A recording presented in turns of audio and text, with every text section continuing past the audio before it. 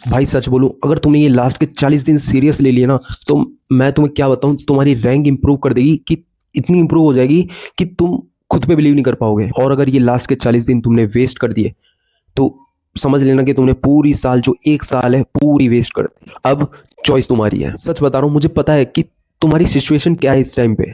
Syllabus complete नहीं है, mock test में मार्क्स स्टेबल नहीं है, कभी 400, कभी 350, कभी 250, कभी 200। और सबसे बड़ा डाउट जो तुम्हें आ रहा है कि यार भैया 550 प्लस पॉसिबल है या नहीं। तो मैं तुम्हें सिंपल सी लैंग्वेज में आंसर दे रहा हूं, हाँ पॉसिबल है, बट रैंडम पढ़ाई से नहीं, स्मार्ट स्टडी से। मैं तुम्हें नेक्स्ट 40 डेज का एग्जैक्ट ब्लूप्रिंट दूंगा, जिसमें आएगा डेली रूटीन, मॉक टेस्ट में मार्क्स इंप्रूव कैसे करें, सब्जेक्ट वाइज स्ट्रेटेजी, सबसे इंपॉर्टेंट बात मिस्टेक्स को कैसे अवॉइड करनी है। अगर तुमने फॉलो कर लिया ना जो मैं प्लान बता रहा हूं, तो 550 प्लस लाना रियलिस्टिक हो सकता है। फेज 1 डे 1 से डे 20 तक रिवीजन प्लस सिलेबस कैसे होगा। जो 20 दिन होंगे ना, उसमें तुम्हें सिर्फ मैक्सिमम सिलेबस प्लस रिवीजन पे ध्यान देना है। डेली टारगेट तुम्हारा होना चाहिए सब्जेक्ट पर डे, मतलब कि एक सब्जेक्ट तुम्हारा स्ट्रॉन्ग होना चाहिए, जैसे बायो ले लिया, एक सब्जेक्ट वीक मतलब कि फिजिक्स। बायोलॉजी डेली मस्ट है, मतलब कि वो तुम्हारी बैकबोन है। तुम सोचना यार 550 प्लस लाना है तुम्हें, और 360 का तो बायो का पेपर है।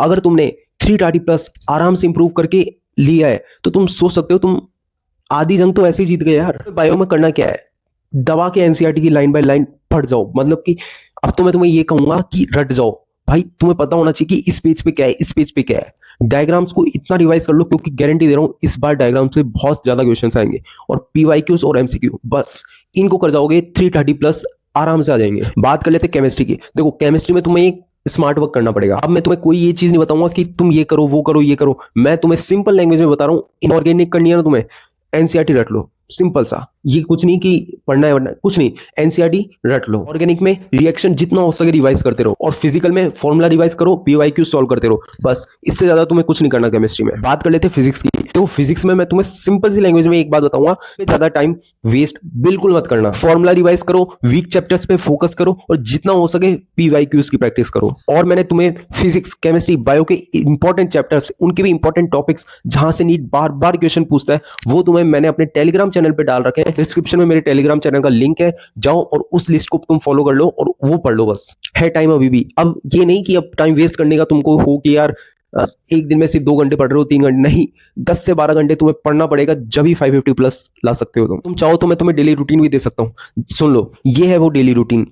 क्या है, 6 से 9 तुम्हें बायोलॉजी पढ़नी है, 10 से 1 फिजिक्स या केमिस्ट्री जो तुम्हें अच्छा लगे, 2 से 5 तुम्हें एमसीक्यू की प्रैक्टिस करनी है, और 6 से 8 रिवीजन करना है, 9 से 10 पीवाईक्यूज की प्रैक्टिस करनी है। और जो रात का टाइम हो, सो जाओ यार, 2-5 घंटे जितना सो पा रहे हो तुम 24 घंटे में सो लो, लेकिन इससे ज्यादा मत सो। जितना हो सके सिर्फ पढ़ाई करते रहो, रात में पढ़ रहे हो पढ़ते रहो, जितना सुबह पढ़ रहे हो पढ़ते रहो।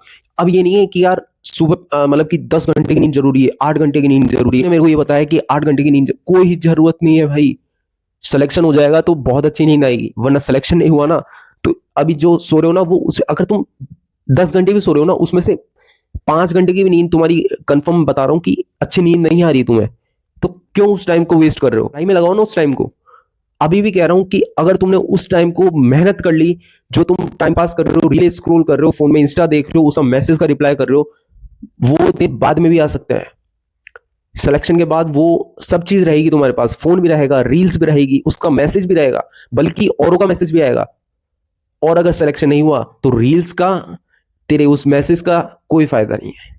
समझना हो तो समझ जा। याद रखना, कंसिस्टेंसी ज्यादा जरूरी है मोटिवेशन से। रोज करोगे जब ही सिलेक्शन होगा। और इस चैनल को अभी के अभी है ना सब्सक्राइब कर लेना, क्योंकि यहाँ कोई फेक मोटिवेशन नहीं, रियल स्ट्रेटेजी और सिलेक्शन की बात होती है। कर लेते हैं फेज 2 की, मॉक टेस्ट की। अब गेम चेंज होगा। अल्टरनेट डे पे तुम्हें फुल मॉक का टेस्ट देना, 3 घंटे का टेस्ट होगा, उसी एनवायरनमेंट पे दो, मतलब कि 2 से 5 का, और उसको एनालिसिस करो। और जिस बच्चे का भी सिलेबस 50% से कम है, तो भाई तुम उस मतलब कि फुल मॉक मत दो, हफ्ते में एक फुल मॉक दे देना, लेकिन तुम्हें पार्ट सिलेबस टेस्ट जरूर देना है। अब बहुत सारे बच्चे होंगे कि भैया हर कोई बोलता है कि टेस्ट देने के बाद एनालिसिस करना है, लेकिन एनालिसिस कैसे करना है, सुन लो कैसे करना है तुम्हें। तुमसे क्वेश्चन गलत हुआ है ना, उसे कॉपी में लिखो, उसका कॉन्सेप्ट पढ़ो और उसे रिवाइज करो, और याद रखो ये गलती वापस नहीं होनी चाहिए। टेस्ट तुम्हें सिलेक्शन तक लेके जाएगा। ये नहीं कि तुम बुक्स में बायो की 3-4 बुक्स पढ़ रहे हो इस टाइम पे, केमिस्ट्री की बुक्स पढ़ रहे हो, फिजिक्स की बुक्स पढ़ रहे हो, नहीं, वो तुम्हें सिलेक्शन नहीं दिलाएगा। तुम्हें एनसीईआरटी पे फोकस करना है और मॉक्स पे फोकस करना है बस। बात कर लेते हैं फेज 3 की, फाइनल रिवीजन। लास्ट 5 दिन गेम चेंजर है। नया चैप्टर बिल्कुल मत उठाना, रिवीजन करना है और कॉन्फिडेंस रखना है कि हाँ हो जाएगा। फोकस क्या करना है तुम्हें, फोकस क्या करना है, इन 3 चीजों पे फोकस करना है। क्या, बायो की एनसीईआरटी 2 से 3 बार रिवाइज हो जानी चाहिए।